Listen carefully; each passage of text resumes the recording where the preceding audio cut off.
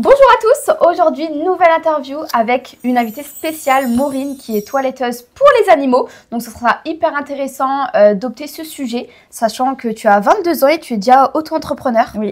Alors félicitations, franchement, c'est pas le cas pour tout le monde. Donc on va parler un petit peu de tout ce que vous ne savez pas, ce qu'il y a derrière le métier et aussi l'entrepreneuriat à l'âge de 22 ans.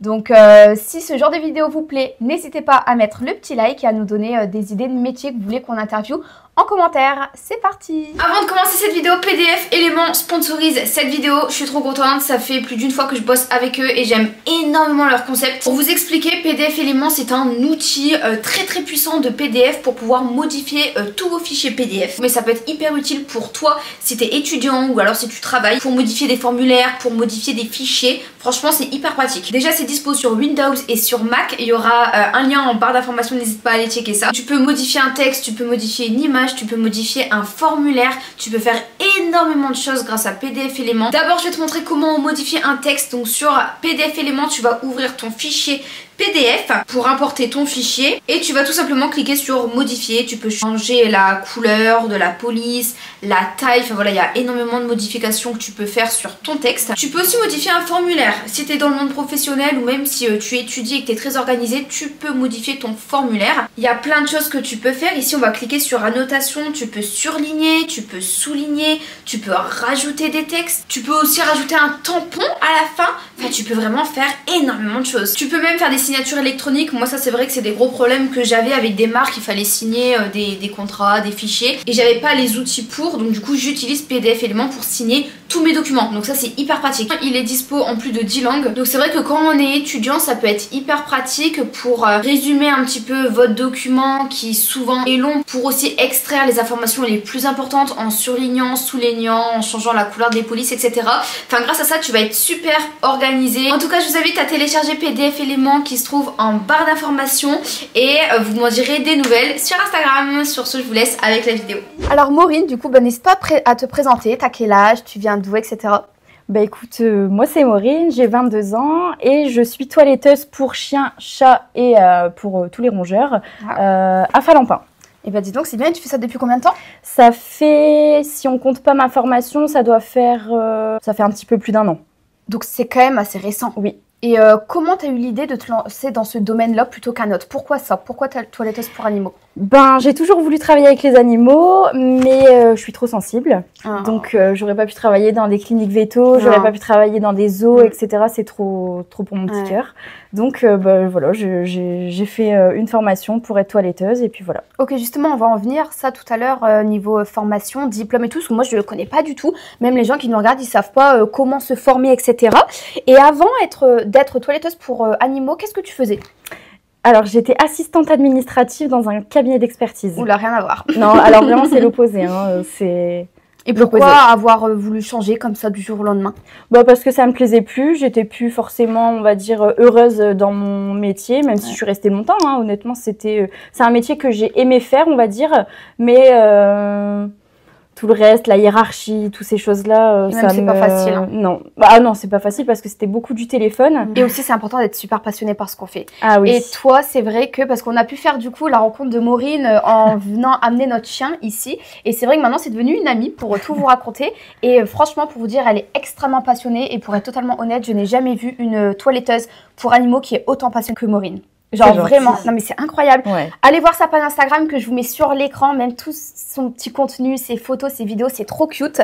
Et franchement, bah, tu mérites en tout cas de vraiment réussir. Ça me fait plaisir. Et en termes de formation, comment ça se passe? On peut être formé combien de temps? Il y a plein, en fait, il y a plein de choses qui sont, enfin, en vrai, c'est pas réellement reconnu comme métier, si tu veux. Ah bon? Non, on peut ouvrir un salon de toilettage sans diplôme. Ah d'accord, ok. Donc, après, il y a beaucoup de métiers en vrai qu'on peut ouvrir sans diplôme. Mais bah, je trouve ça dommage parce que si enfin moi par exemple, on me met un chien devant moi et que j'ai pas de formation, je vais pas savoir moi, quoi pareil, faire. Hein. Si là il y a un chien, j'ai déjà essayé de tondre mon chien, c'était catastrophique. Mais vraiment, plus jamais le pauvre. Non, non, mais c'est vrai que c'est compliqué. Il y a plein de choses à savoir. Il y a des termes, il y a des techniques, et c'est vrai que je trouve que c'est bien dommage.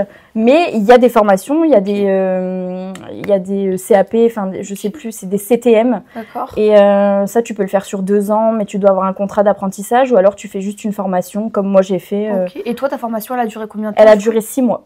Ah, donc c'est assez rapide. C'est rapide, même, hein. Ouais. Et justement, on vient au tout début de la formation, ça devait être catastrophique quand tu coupais les animaux, non? Il faut avoir confiance en soi parce que sinon c'est c'est compliqué. Mais honnêtement, ça va. En fait, faut avoir de l'assurance. Faut pas douter. Ouais. Si tu vas en tremblant comme ça, c'est pas la peine. Non, c'est pas la peine. Et du coup, pour les formations, c'est, je sais pas. Quels sont les termes? Comment ça se passe en fait? Il y a des cours à apprendre en fait? Comment ça se passe?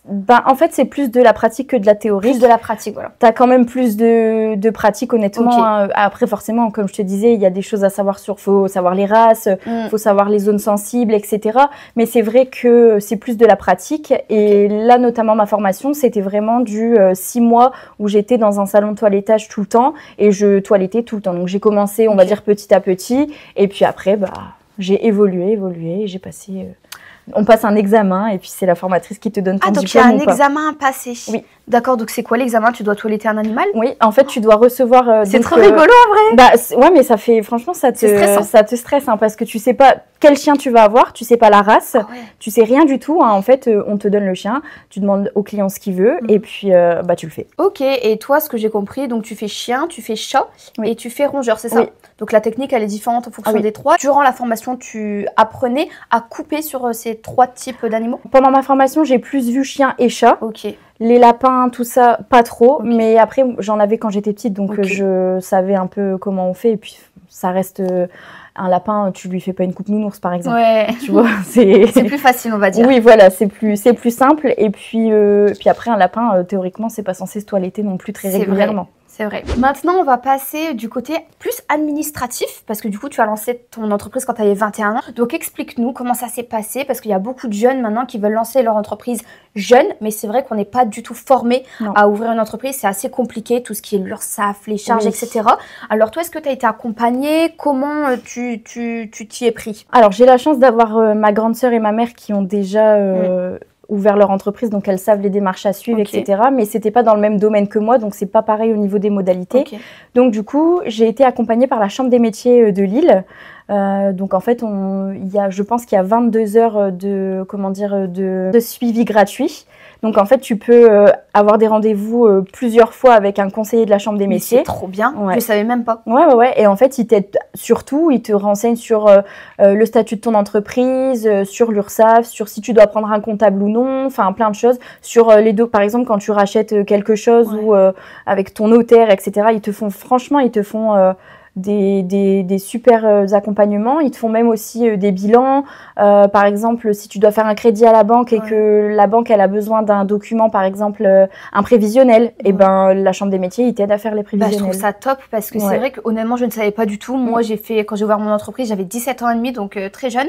Et franchement, c'était grâce à mon père parce que lui-même a une entreprise. Et heureusement qu'il était là parce que c'est vrai qu'on n'est pas du tout formé à ça. Et c'est pas facile. Et pour continuer, est-ce que c'est un choix de ta part d'être auto-entrepreneur, d'avoir ta propre entreprise? Ah oui. Ouais. Ah oui. T'étais salariée du coup avant? Oui. Ok. J'étais salariée pendant plus de 2 ans et je vais pas dire que ça s'est mal passé parce que ce serait mentir, mais c'était pas les meilleures expériences de ma vie, on va dire. Non, je préfère ne pas avoir de patron au-dessus de moi et d'être ma propre patronne, c'est largement meilleur. Et justement, le fait d'être ton propre patron, t'as pas la pression parce que du coup, t'es seule à tout gérer, c'est soit tu réussis, soit ça floppe, t'as pas cette pression? Je sais pas. En fait, je sais pas parce que je suis très bien entourée. Ma famille, elle est toujours là pour moi. J'ai un comptable aussi qui lui, en plus, bien ça. Ah ouais, franchement, il est trop bien. Dès que j'ai une interrogation, il m'appelle, il m'explique tout. Enfin, honnêtement, ça va. En fait, tu es bien entourée. Ouais, voilà. Et ça fonctionne bien aussi. Oui, ça fonctionne bien. Après, forcément, j'ai toujours des fois des petites appréhensions ou oh là là, comment je vais faire. Mais en fait, on m'explique bien tout, donc ça se passe toujours bien. T'es bien guidée, au moins t'es pas partie dans l'inconnu. Non. Et alors, en ce qui concerne ton local, à ce que j'ai compris, tu l'as loué, déjà aménagé? En fait, j'ai racheté le fonds de commerce. Avant, ici, c'était déjà un salon de toilettage. Et du coup, moi, j'ai racheté le fonds de commerce. Mais ça, c'est vraiment top. Ouais. J'avais déjà le matériel, j'avais une petite partie de la clientèle parce que elle ouvrait pas beaucoup dans la semaine, donc du coup j'ai dû m'en refaire une à côté.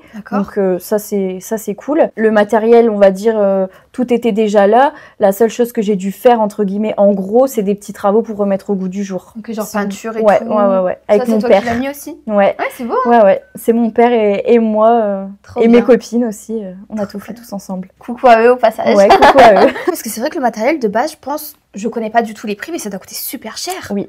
C'est un sacré budget, donc là c'est une chance au final. Là, oui. Honnêtement, oui. Même au niveau de la baignoire, commencer à aménager, etc., c'est beaucoup plus pratique. Bah ouais, bon, ça dépend avec quel type de chien, mais c'est plus pratique. Et puis, non, j'ai de quoi faire, honnêtement, je suis bien. Et qu'est-ce qu'a besoin un toiletteur, mis à part le shampoing et l'eau? Parce qu'en soi, nous qui ne connaissons pas ce métier, et les tondeuses, bien entendu, ça faut pas oublier, c'est quand même la base, mais on se dit, en fait, il n'y a pas besoin de beaucoup de choses.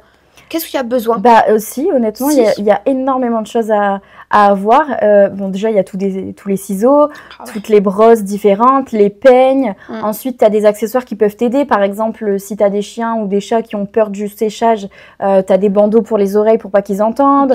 Ensuite, tu as les produits pour les yeux, tu as des produits pour les oreilles, les coupes-griffes, les muselières. Il y a aussi ça pour enlever les poils quand tu es habillé en noir. Ah oui, le rouleau à poil, très important. Alors ça, tu sais, je l'ai acheté il y a 4 jours. Ah ouais? Avant, j'en avais pas. Ça, c'est un indispensable quand tu dois avec les animaux, hein, clairement. Bah oui, je m'en suis rendu compte. Bah oui. Et est-ce que tu as des projets autour de ce métier actuel? J'ai vu sur ton Instagram que tu parlais peut-être de mettre des petites choses en vente, ou alors peut-être ouvrir de nouvelles prestations, ou peut-être par la suite ouvrir ailleurs. Dis-moi tout. Peut-être. Pour l'instant, je sais pas encore, vu que c'est quand même assez récent. Après, oui, je vais mettre quelques petites choses en vente. J'ai déjà quelques contacts pour des médailles personnalisées, des friandises naturelles, etc. Donc, c'est en cours, on va dire. On va passer à la partie communication. Donc, tu avais déjà une partie de la clientèle, mais après, toi, pour te faire connaître davantage, comment tu as fait? Quels sont tes moyens de communication? Les réseaux sociaux, la publicité en boîte aux lettres, les affiches? Alors, ça a été beaucoup les réseaux sociaux et aussi le bouche à oreille. Ouais, énormément. Oui, alors ça a été... alors, dans la ville où je suis, il y en a énormément. Donc, on me connaissait avant même que j'ouvre. Trop bien. Ouais, donc ça, c'était plutôt cool. Et après, oui, c'est les réseaux sociaux, donc surtout Instagram.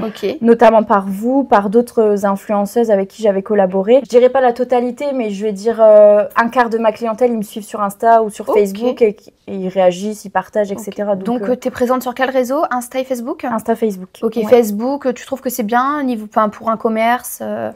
Pour un commerce, oui, je dirais que c'est pas mal parce que, on va dire que pas tout le monde a Instagram, par exemple. Ouais, c'est vrai. Donc, j'ai beaucoup plus de retours, on va dire, sur Facebook que sur Instagram. Alors, j'ai plus d'abonnés sur Instagram, mais j'ai plus de retours sur Facebook. Ok, ça m'étonne pas parce que la clientèle, en termes de cible sur Instagram, c'est des gens extrêmement jeunes, entre 18 et 25 la plupart du temps.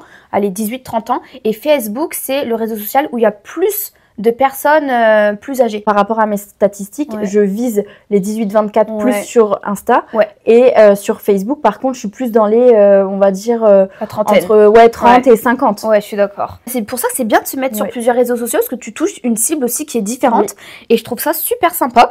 Est-ce que tu as déjà pensé à d'autres moyens de communication hormis les réseaux sociaux? Ouais, j'avais pensé à les grandes affiches. Tu sais, par exemple, quand tu es sur la route, etc., les grandes affiches ou même des affiches dans la ville. J'ai une grande pancarte. J'ai vu, avec le petit rond. Ouais. C'est récent, ça vient de se faire. C'est bien parce que du coup, tu le vois directement et ça attire l'œil. Tu dis, il y a un toilettage. C'est ça, on a fait faire les 3 plaques des 3 commerces sous mon nez.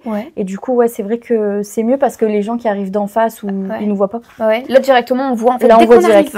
C'est bon, ça, c'est à voir avec le temps parce qu'il me semble que mettre des affiches, il faut des autorisations peut-être. Donc, c'est pas facile. Oui, c'est ça. Bon, t'es bien entouré, donc tu pourras savoir davantage. Il y a toujours moyen. Il y a toujours moyen.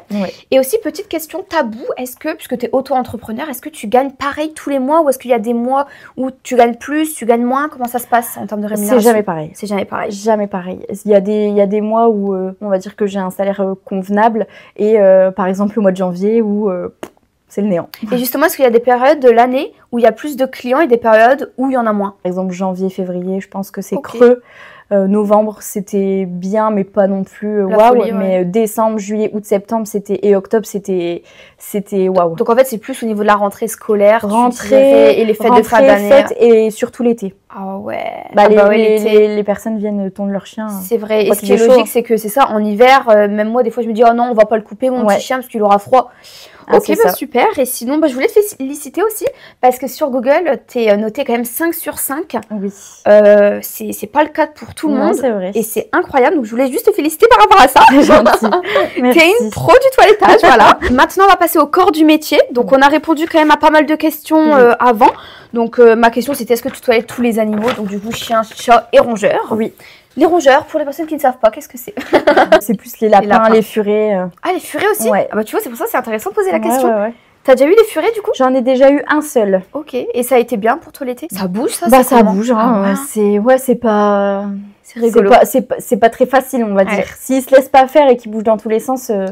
c'est un peu galère. C'est rigolo. Est-ce que tu as déjà eu affaire à des animaux méchants? Parce que tu m'avais un petit peu raconté quand même, tu as été blessée, vachement blessée, donc explique-nous. J'ai été mordue par un chien qui a mordu, on va dire, plutôt bien. Donc j'ai dû me faire opérer, etc.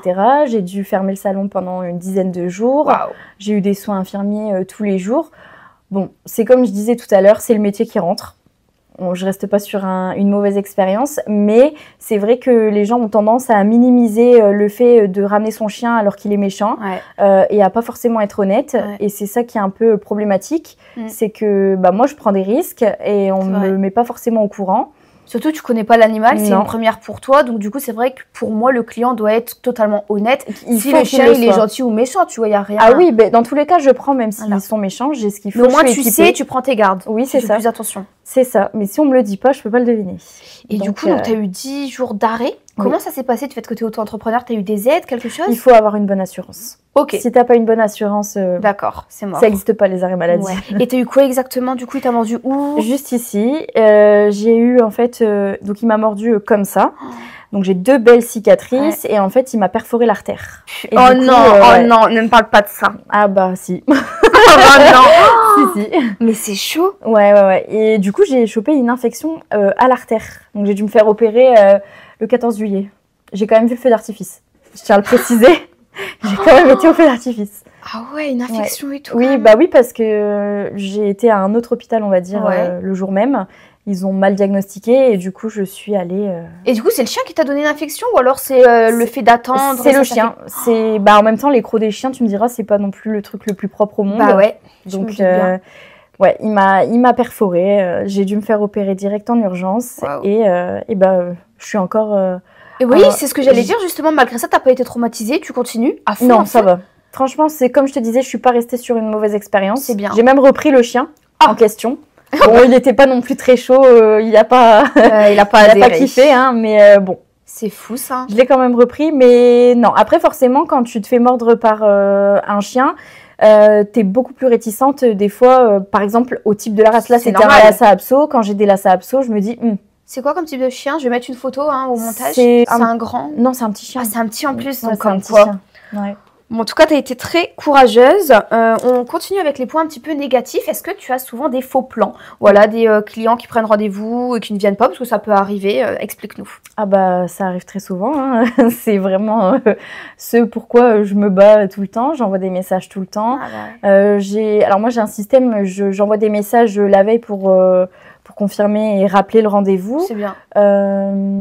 Mais j'ai beaucoup de faux plans, très honnêtement. Alors, les faux plans, ça peut arriver. Ça peut arriver. Je suis pas... Il faut prévenir à l'avance, un minimum. Voilà, faut prévenir. À l'avance. Bon, à l'avance, ça dépend. Si c'est vraiment un empêchement comme ça, d'un coup, qui te tombe dessus, tu peux pas forcément prévenir à l'avance. Mais si ça t'arrive 5 fois dans le mois, voilà. Question très intéressante. Est-ce qu'il y a déjà eu un animal, un chien, un chat qui a été allergique aux produits que tu utilisais? Parce que bon, comme nous, être humain, des fois on met un soin sur nos cheveux, on est allergique, on le savait pas. Est-ce que c'est déjà arrivé? Non, c'est pas arrivé parce que en fait, je pose souvent la question de savoir si ils ont potentiellement la peau sensible, etc. Souvent, la plupart des clients me le disent quand le chien a eu une allergie ou un problème de peau. Et donc, soit j'utilise mon shampoing exprès pour les peaux sensibles, soit les clients me rapportent directement le shampoing du vétérinaire. Ah bah super, donc ça c'est top. Et est-ce que des fois il y a des animaux qui ont peur? Genre ils viennent au toilettage, tu les vois, ils sont traumatisés, ils veulent faire demi-tour. Ah oui, bah oui.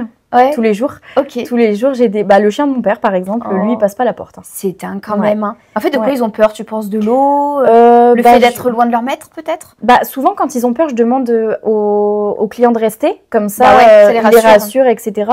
Mais après, il y a des chiens qui ont été traumatisés, on va dire, dès le premier. C'est dingue. Hein. Ou alors juste qu'ils aiment pas. Et est-ce que, justement, au contraire, il y a des animaux, ils sont trop contents de venir? Genre, Pompelope, c'est la fête. C'est vrai, il y en a? J'en ai beaucoup. Hein. C'est trop mignon. J'en ai beaucoup. Et à chaque fois, d'ailleurs, ça me fait rire parce que les gens me disent « Ah, ils sont contents de vous voir. » Et je leur dis « Bah, mieux vaut qu'ils soient contents qu'ils tirent la tronche ou qu'ils fassent demi-tour. » Mais j'en ai beaucoup. J'ai un petit bulldog à chaque fois qu'il vient. Il est trop heureux de venir. Mais il est plus qu'heureux. Hein. Il me fait une fête comme si j'étais sa mère. Et soit les animaux que tu toilettes, est-ce qu'ils ont peur de l'eau ou pas? Honnêtement, non. On va dire que la chose qui fait le plus peur, c'est le séchoir. Ok, ça fait du bruit, je pense. Ouais, ça fait du bruit et ça fait du vent. Ah ok, donc ils aiment pas. Quels sont les points positifs et les points négatifs de ce métier? Les points positifs, c'est d'être en permanence avec les animaux. Ça, c'est génial. T'as des bisous, des câlins toute la journée. Bon, après, si t'aimes pas te faire lécher la tête, moyen. Après, bah, t'es ta propre patronne. Tu fais les... Bon, tu fais les horaires que tu veux, oui et non, mais voilà, t'as pas d'obligation derrière, il y a personne qui peut t'engueuler ou des trucs comme ça. Donc ça, c'est très très bien. Ça, c'est génial. Ah ouais, c'est trop bien. Et par contre, les points négatifs, donc je dirais les faux plans, les chiens méchants, surtout. Enfin, les maîtres qui sont pas très honnêtes, on va dire. Et puis, je pense que c'est tout. Après, le salaire aussi, qui est jamais pareil. Tu peux pas forcément te projeter, entre guillemets, quand t'as jamais la même somme. C'est vrai. Mais bon. C'est vrai que tu es vraiment extrêmement passionnée. Pour la petite anecdote, la dernière fois j'étais avec elle, elle me montre son téléphone dans ses photos. Elle avait 36 000 photos de chiens. Et du coup, je lui ai dit, mais pourquoi t'effaces pas? Parce que vraiment, mon chien, il y avait peut-être 6 photos. Un autre chien, il y en avait peut-être 8. Et je lui ai dit, bah garde-en une. Elle a dit, non, ça me fait trop mal au cœur.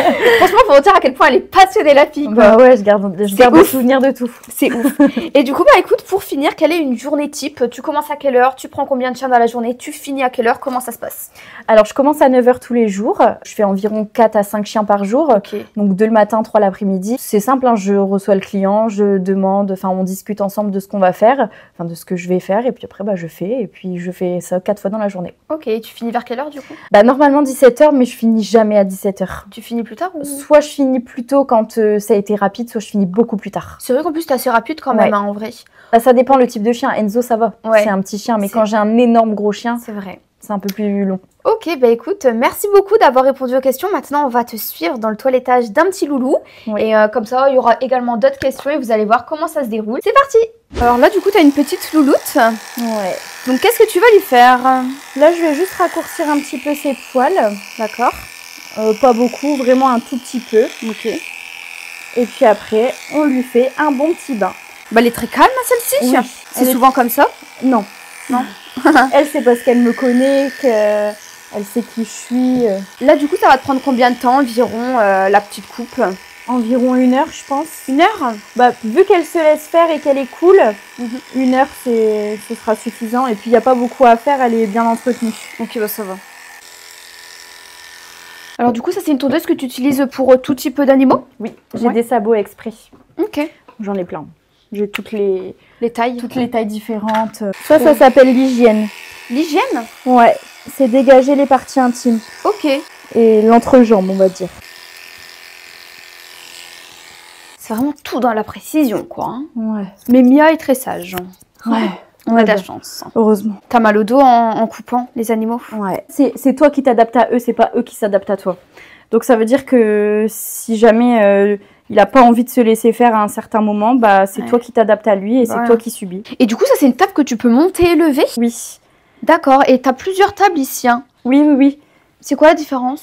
Celle-là, elle est avec une manivelle pour le pied et celle-là, elle est hydraulique. C'est avec une petite pédale. C'est électrique, ouais. Oh là là, mais ça c'est génial. Et du coup, une question intéressante. Là, tu coupes avant le bain. Est-ce que après le bain, tu recoupes ou pas? Oui. Je fais les finitions, on va dire. C'est pour éviter de faire de laver du poil et de le sécher pour rien. Ok.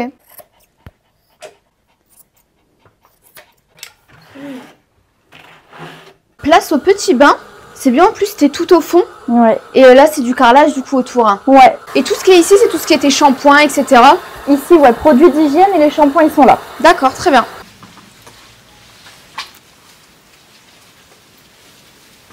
C'est bon, petite douche prise. Oh là là. Mais qu'est-ce que t'es belle, petite louloute. Je sèche avec la serviette, donc c'est une serviette hyper absorbante. Donc du coup, elle enlève pratiquement la totalité de l'eau, donc c'est plus simple pour le séchoir après. Et tu m'as dit que tu avais 2 séchoirs différents. Ouais. Quelle est la différence entre les deux?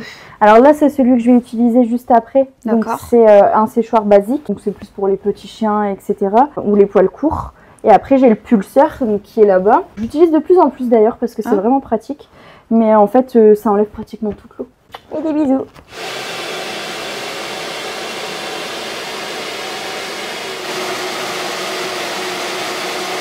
Je repasse avec la tondeuse, après je refais tout au ciseau. Petite question assez rigolote, est-ce que des fois il y a des chiens qui font pipi dans ton local, dans ton salon? Ok, oui, tous les jours. Non. Honnêtement, tous les jours. Ok, bah écoute, merci beaucoup en tout cas d'avoir répondu à toutes ces questions. Et en tout cas, bon courage dans ton travail et on te souhaite que du positif. Merci beaucoup. À bientôt. À bientôt.